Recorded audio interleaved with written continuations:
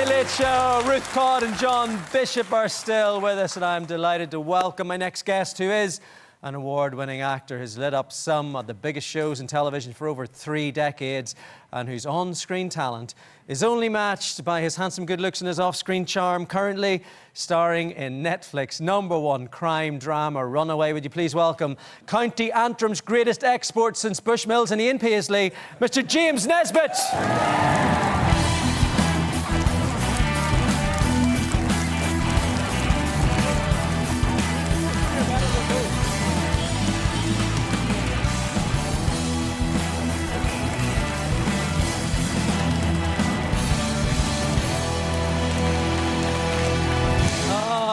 Welcome to the show. What a threesome that is, eh? Indeed. Me, Bushmills and Paisley. I was about to say, it's a threesome that we all probably don't need in our life, James.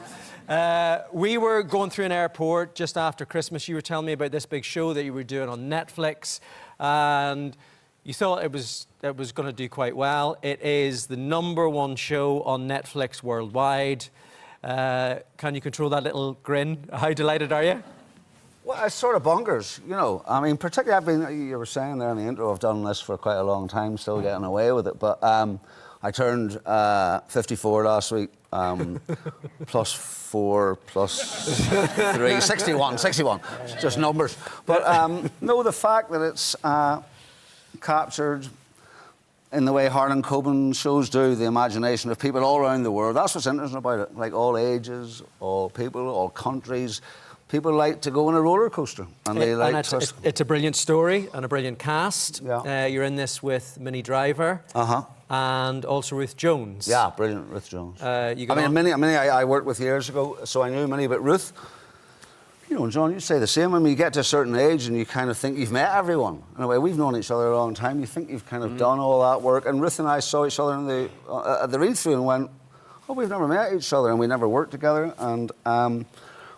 And she was nervous, you know.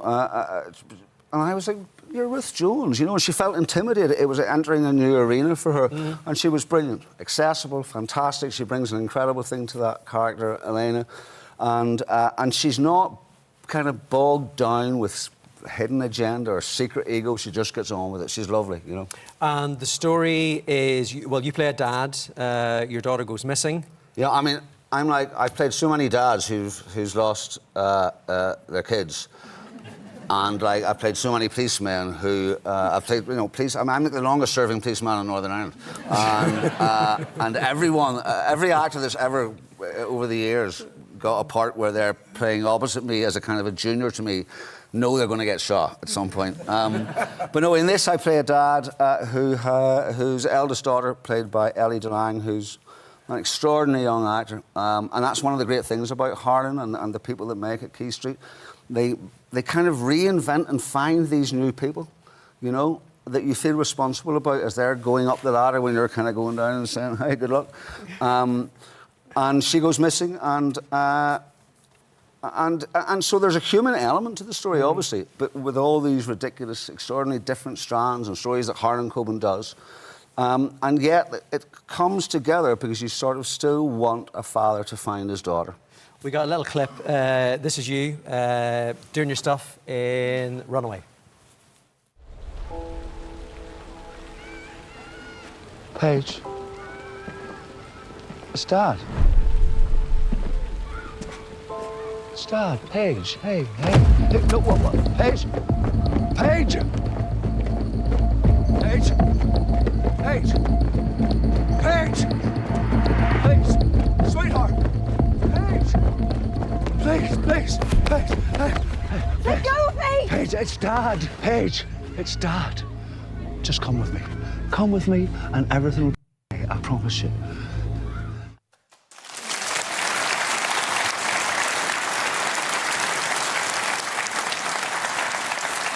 So this is a story about loss, it's about pain, about what people can do when they're desperate. Did being a Man United fan help you with this role? Yeah. Yeah. It was something, you know, obviously as a father I was able to kind of locate the pain of losing a daughter, but as a Man United fan, Yes. it was very easy last year to locate the pain of being a Manchester United fan and the sense of loss that brings. And the sense of loss that brings. You brought Will Arnett to Anfield, is that right? I did, yeah. And Is he an actual... He's now experiencing the same feelings. Yeah, I know. Yeah. I'm gutted about that, by the way. Yeah. No, we came. We went to watch Burnley last year. He's a Liverpool fan, believe it or not. Oh, really? Will Arnett is actually a Liverpool fan. Well, do you know Julia Roberts is a massive United fan? Like, I mean, you know, we're lucky enough to know. I would know Sir Alex quite well, and he said to me a couple of years ago. He says, "Oh, that's Julia on the phone." And I went, "Julia who?" And he went, "Julia Roberts." And I went, "What?" And she's a big United fan. How do You get Will Arnett. Well, we get Will Arnett, you get Pretty Woman. That's not fair, is it? I love the way that Ruth is just sitting there like a tennis umpire in the middle going, what I is didn't going? even get a box ticket. You shot a lot of this in Manchester. Yeah. Of course, you kicked off your career with cold feet. It must have been fun to be back in Manchester. Oh, I love it. You know, it's like, and you know, I mean, we're in a city. I come from a country where we're all connected in a sense to places like that, you know, near water. And I love it. I mean, you know, cold feet was such an important part of my life. What was particularly good this year is that it was the last year of my second daughter, Mary's, her graduation from Manchester in French and English. And we filmed a lot at her university, and she ended up being an extra in it with actually a spoken words. She had to tell me to piss off. Was that a stretch for her? She was convincing, I have to say. No, and I love it up there. And it's like a family. The thing with Harlan Coben shows, what they're very good at is that they do bring you back. Please God, they keep doing that. And so when you arrive in the first day, everyone knows their worth. Everyone that's in their own particular job are the best people to do that job. And so you just arrive and you think, right, well, let's go and have a bit of crack, you know. I love that something happened in this series where there was anti-aging technology used. Can you talk us through what this was? Well, I didn't even know it was happening. And then when I watched that scene, I thought, God, I look good in that. And then, I mean, honest to God, I didn't realise. And then someone said, yeah, well, they've taken the ears off you. So it was me and Minnie when we first meet. And so is this something that they do in post-production, I'm assuming? Yeah, they do. I mean, they did a kind of there was a week, but I didn't... We actually have a little clip. Here. Ruth Where did it all go wrong? Ruth's been in a lot of stuff with special effects, so you can judge if you think this is a decent job. This is young Jimmy. I just thought that was good.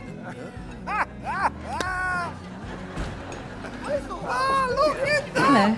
Hi. Oh, shit. Sorry. I'm Ingrid. I mean, you're Ingrid. I'm...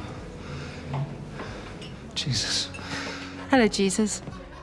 So nice to finally meet you. I've heard so much about you.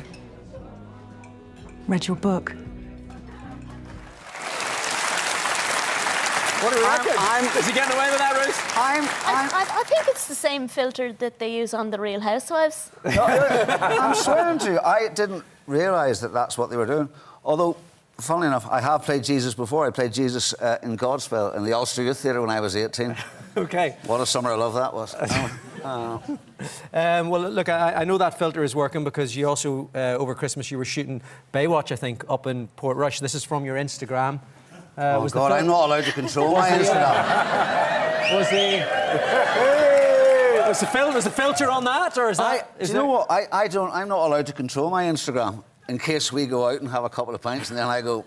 So someone does that for me. That's the Instagram that everybody wants. Everybody wants Jimmy Nesbitt in charge of his own Instagram. No, you don't want that. You'd have 1 million followers if we actually had that. No. So that was... That's up in... I sea swim all year round in Portrush where I spend a lot of my time. So no special effects there? No. Just blood, sweat and tears. And that was over Christmas. That was up... Yeah. Jeez, I've done that. I've swum in Portrush. It's cold. Yeah. Oh, it's cold. It's brilliant. And also, and we've done it for years and years, ever since COVID, and actually we now do it all year round, and I do it when I'm there, and it's great for mental health, and it raises a lot of money for mental health charges. It is one of the great things for mental health, sea swimming. John, of course, you were doing an audition for the new James Bond, I believe, a couple of months ago when you were down under on tour. Are there any? Well, this is from your Instagram. Is there any special effects on this?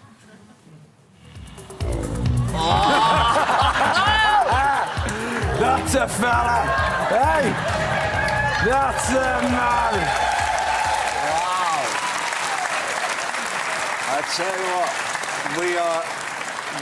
we're going to need a bigger boat. That's brilliant. That's a big lad, that was, wasn't it? Yeah. I felt like a gorilla there walking on. I mean, that was dead. That was not Port Rush, John. Where was that? No, that was in Australia. In Okay. one of the white sandy beaches of Australia. And I just saw it, and I thought, I'm going to go swimming. So that's not a costume, they're me undies. I just took my clothes off and ran in. That's brilliant. I saw you been interviewed a couple of weeks ago. You were offered Celebrity Traders, the next series.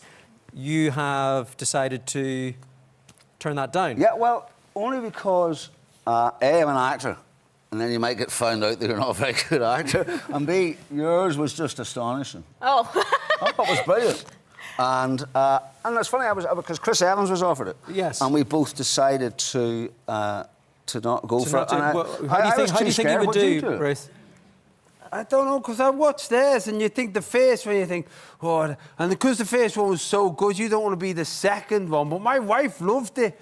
But it's one of those things where, like you think, because it's so intense. And it was looks so intense. brilliant. And I hadn't watched the other series, so I think, basically, I think my fear was that people would go, oh, I knew you couldn't act, you know. When you're in it, Ruth, does it just consume you? Do you forget the reality? Do you forget there's cameras? Yeah, you do. You get sucked in, and I think I'm so competitive that I tried not to get sucked in. I was like, I'm going to go in and I'm going to be so funny, and then I was like, Yeah. you're a traitor. Yeah. You're in it to win it. Yeah. Look, before you go, I just want to say that I love you, and I love having a laugh with you. And I just want to say thanks on behalf of a lot of families on this island for the work that you are doing for Legacy north of the border. And I know that is something which is dear to your heart. Yeah, I've worked with an organisation called WAVE for 23 years, who were set up to offer counselling and support to anyone bereaved, traumatised or affected by the Troubles. They continue to do that work. It's been amazing. But where my heart really lies with WAVE in the many years gone by has been with the families of the disappeared, some of whom I am delighted to say are here tonight. The first time I went to WAVE, I met Michael McConville, who is here tonight. He's the son of Jean McConville, who was abducted in 1972. There are other family members here tonight. It has been a process that has worked, the relocation of the remains of the disappeared. 13 have been found. It does work. Nevertheless, there are still 5 remaining. Sitting out there tonight are Columba McVeigh, his sister Dimp Nacair. I stood with them on a bog in Bragan in County Monaghan, in a wind that would cut you, rain that was pouring down, and watching them look once again as a dig took place to find the remains of their brother. And they didn't come back. All the families that are still remaining without their loved ones' remains want the same thing. They want to have a funeral or a wake or a grave that they can tend to. We all know how important it is to bury our loved ones. If you've been looking for them for 50 years and you don't know where they are, it's incumbent upon all of us to try and support them. And so it's kind of not last throw of the dice, I don't want to say that to them, but people are getting old. And if there is anyone out there who has any information on where the remains of Columba McVeigh, Joe Linsky, Seamus Maguire, Robert Narak and Lisa Dorian, who was disappeared in 2005, if you have any information, please contact ICLVR, because I've seen the anguish that the families went through, and I've seen, and it's the worst word to use, but the joy that the ones that got their families back. I beg people, if they've got anything, have a look into your conscience and contact us.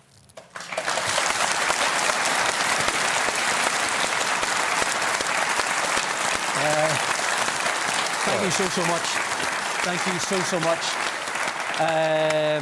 You can catch James in Runaway. It is on Netflix right now. One more time, let's hear it for Jimmy, for Ruth and for John.